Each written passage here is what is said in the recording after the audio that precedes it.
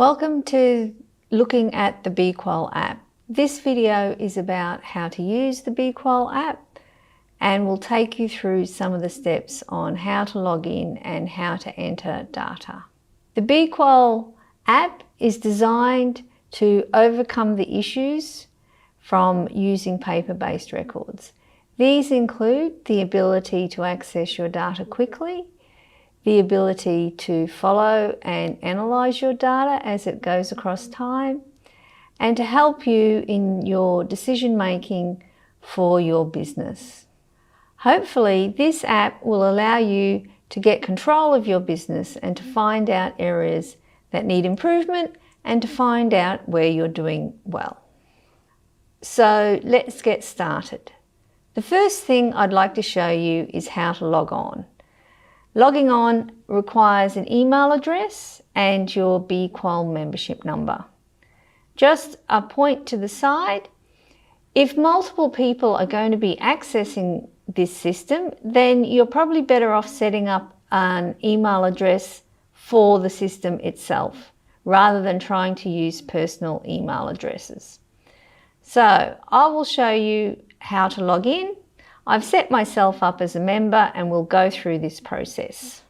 So, email address and password.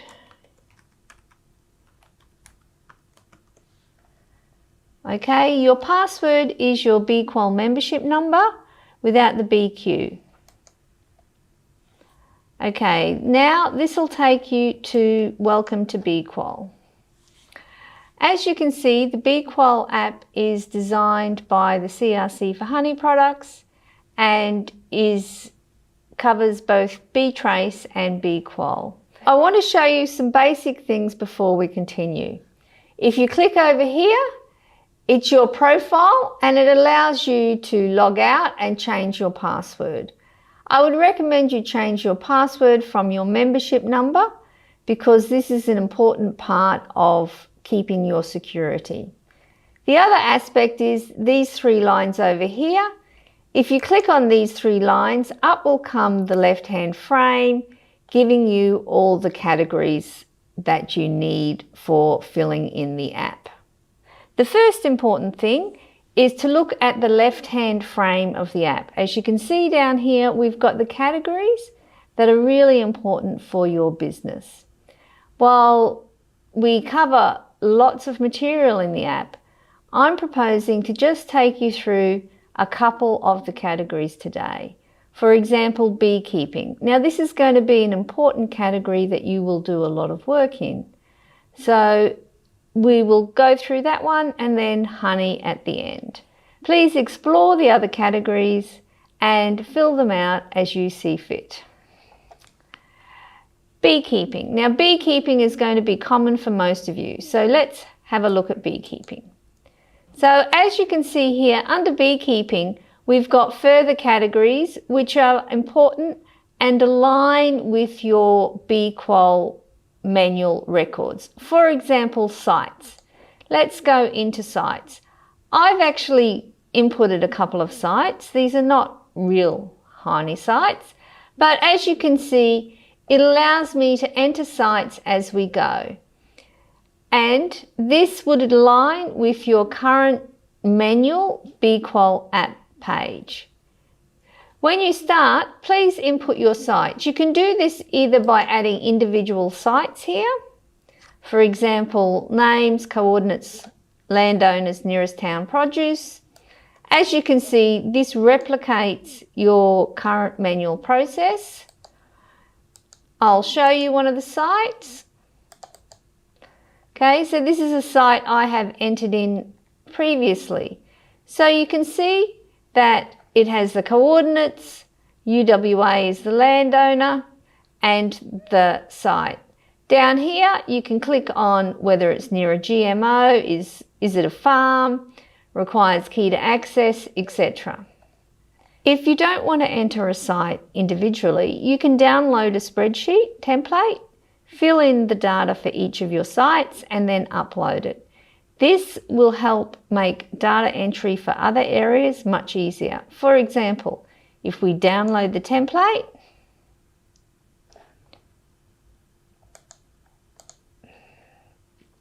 up comes the template, and you can see it replicates exactly your manual process that you've used previously. You can enter this data starting at row 2, entering the data. And then you can import it from Excel by clicking on here. If at a later date you want to get more data, you can export it from Excel. Now I'm going to take you through loads. Loads is an important aspect. This is about shifting hives from A to B. At the time this video was filmed, the varroa mite actually entered the Port of Newcastle this weekend. So New South Wales are in a lockdown and they can't move hives. But if your hives were in the area that the New South Wales Department of Agriculture want to inspect, you can easily access this information through this web page. I'd like to show you how to import a file from Excel into the app. You click on Import from Excel, click on the file that you want to import, open, and you'll notice it's saying records have been imported successfully. And if you go down below, you'll see 2 new records came in from the Excel spreadsheet. If I open that spreadsheet up, you can see that load 5 and load 6 have been imported into the system. 5 and 6. In addition, some helpful tips are, if you want to edit a load, click on the pencil here and it will allow you to edit information from that load. If you want to add more detail, you can click on the arrow. It can give you your load history, the movements, etc. that relate to that particular load. For example, because it's an interrelational database, each load is linked to inspections because you usually inspect the load before moving it. So this will give you the inspections associated with each load. So we've done loads. Now let's go to inspections. Inspections is an important aspect of beekeeping. So here's load 1. We're going to inspect load 1. So I've put load 1 in previously. You fill in this information, number of hives, number of queenless hives, etc. It asks you for a comment. It's really important that you put comments in. These comments will help you in the longer term think about how each of these hives are doing at the sites and will help you understand what is happening. To add an item around this, you click on Add an Item. You've got hive removal, adding a nuke, pest and disease tests, sightings, and site treatment. So for example, if we click on this one and you click on the arrow at the side, it will show you all the pests and diseases available. So if we go American fowl brood, the test method that this was done, and the result, and it allows you to import a file if you've got another file. In particular, if you've taken a picture of the hive, it will allow you to import a picture to show what is happening in the hive. You can do the same for any items in this area: the sighting, site treatment, hive removal. Let's look at harvestings. Harvestings is an important part. You click on it. Again, it allows you to discuss harvesting and extraction. You fill out the facilities. I've filled out a facility here, and you can see it's a dummy facility, but you can add whatever you like. If you click on the arrow over here, It allows you to edit facilities and add further facilities that you have if you have multiple facilities. It allows you to search facilities. So if I type in plant 1, up will come plant 1. If we go back to harvestings, you can add a harvesting here, click here, and it will give you the facilities that will help you. Loads, the load from which you're harvesting, and the number of frames from which you're harvesting. And it adds it into the database. Let's have a look at landowners. Landowners is an important aspect. You can add a landowner and you can put in their name, email, phone number, address, and whether the landowner is public. Again, if you've got multiple landowners, you can download a template, put them into the template, and then import them back through Excel rather than adding them individually. The last part of beekeeping is biosecurity. Biosecurity is a really important aspect. The app has been set up through our GIS system, which allows us to either put in the coordinates of the incident or search for it on the map. If you put in a biosecurity incident, an email will be directly sent to the biosecurity officer for the area that you are operating in. So if you're in New South Wales, it will go to the biosecurity officers in New South Wales. In Perth, it will go to the biosecurity officers in Perth. So this is to ensure quick access if any biosecurity incidents occur. So if we add an incident, which I won't do for the video because I don't want the biosecurity officers knowing about it, is again, you can put in the coordinates. You can click here to see the pests and diseases for which the biosecurity incident can occur, and you'll notice that Varroa, AFB, etc. are included. You can indicate the inspection and load for which that came from, and you can add comments. And again, please take a picture if it's a biosecurity incident, and you can upload the photo of the incident if it's relevant. You can also use the map, and you could go around, find where the map is.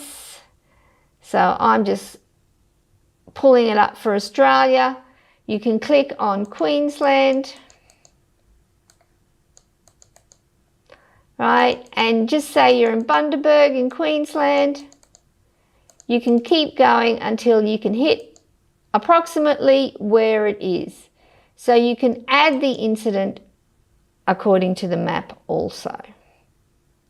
So that was beekeeping, and I hope that gave you a quick overview of beekeeping. Next, I'd like to show you honey. Now, honey is important for both beekeepers who sell the honey to packers and packers who, of course, pack the honey in jars to sell to the retail market. So let's go to honey. And you can see here that honey has lots of different categories, containers. So this is for containers for when you fill the container of the honey, and it allows you to add in containers. As you can see here, I've put in one container, and the facility for which the container automatically comes up. So we can add a container, and you can see each container should have a number in your system. You will have a batch number for that particular batch, litres, weight, and the facility. Here again, it's a drop-down menu and you can choose the facility that you used.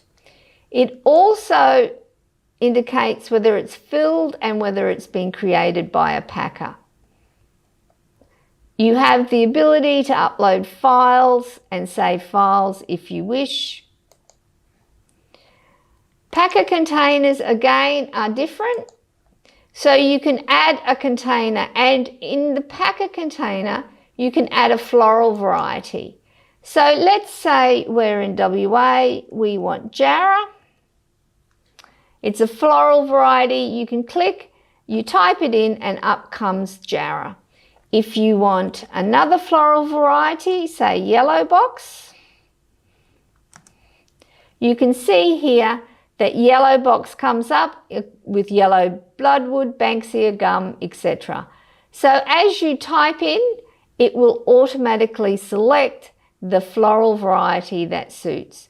We have included, as you can see, the species name. This is important for further testing and to ensure accuracy in the data.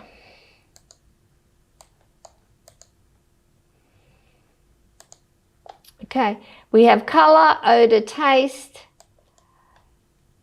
moisture percentage. This is the moisture percentage which is usually done in your testing, who it was inspected by and approved by. Let's look at container sales. Okay, container sales are important because this keeps a record of your sales, who you've sold to over the longer term. You can again add through Excel, or you can add a sale. And this is the information that you will need. You'll need a vendor declaration number, when it was purchased on, delivery on, the seller name, the buyer name, so the seller name if it's a non-member, the buyer name if non-member, and the price. This will allow you to keep a record of the sales that you've made, the prices that you're obtaining for the honey that you're producing. And if we go down here, this is the other information that you needed to collect, AFB, honey culture test, etc. for your container sales. If you're a packer, you often blend suppliers, and blending honey is a common way to ensure standardized tastes and standardized ways of selling the honey. You can add blended supplier by the supplier name and the supplier member. So overall, you can see what honey is. You can talk about the blends, you can talk about the sampling and whether you sample different blends, the products and the products dispatched. And this is who you're selling your product to. So this is the product, the batch number. The batch number is required by Australian government labelling laws, the price and the client name for whom is purchasing the product. I'd now like to talk to you about purchases. Purchases are really important. They're about the inputs that we have to the beekeeping process. In particular, queen purchases, because purchasing queens from unknown suppliers can bring in diseases which you might want to follow through later. So let's have a look. Feed purchases. This is important if you have to feed your hive, say in winter, when there's not enough food around for the bees to forage. So it allows you to input your feed purchases. Clicking on the arrow will bring up some commonly known feeds that you can use. It also gives you the dosage rate and the invoice file. Chemical purchases. This is about any chemicals that you use in your bee hives. So if we look at this again, we have listed common chemicals that you may be using. Chemical use varies according to state. This app has been designed Australia-wide, so in some states, chemical use is not allowed. Lastly, queen purchases. Like I said, queen purchases are really important, as introducing new queens from unknown suppliers or other suppliers can introduce diseases and pests into your hive. So this is an area that auditors follow quite closely. So here you'll have the seller name, the number of queens, and the invoices that you can follow through later if a problem occurs. Let's have a quick look at business. I'm not going to go through all of this because much of this is standardized and straightforward. One of the things I would recommend though is facilities, and to include and upload your facilities as one of the first steps that you will take when starting to use the app. If you're a large beekeeper and you have multiple facilities, you can upload it through a template, or you can add a facility individually. If you add these facilities in the early process, then when it comes for harvesting and processes like that, these facilities will automatically come into their drop-down menus. Also included in business is cleaning, temperature checks, and of course pest controls. Pest control is important given that honey is a food product and therefore it needs to be constantly monitored. So you can add the facility, the station number, the location, and you can put photos of the pest controls that you've been using. We also have equipment items and calibration of any equipment that you have. It also includes public data and audits. Audits is an important menu for when you get audited. So let's look at audits. So here an audit will come up and it will indicate when it started on, completed, etc. An important section in audit is corrective action requests. On the completion of an audit, the auditor will input data for corrective action requests. These corrective action requests will automatically be emailed to you, notifying you that you have corrective action requests in the system. It also emails you closer to the date for which the corrective action request needs to be completed as a reminder to ensure that you have begun the process. Auditors add corrective action requests, and this is what it looks like from the auditor perspective. You can see the audit, the description, the severity of the test, and the member can add comments onto the corrective action request indicating how they followed through on that particular request. We have also included internal member audits and internal corrective action requests. This is for companies where they have a quality assurance officer internally, and that quality assurance officer will generate internal CARs, and this of course is another form of quality assurance. Thank you for watching this instructional video. We hope you have found this helpful. If you have any further issues, please contact your B-Qual membership.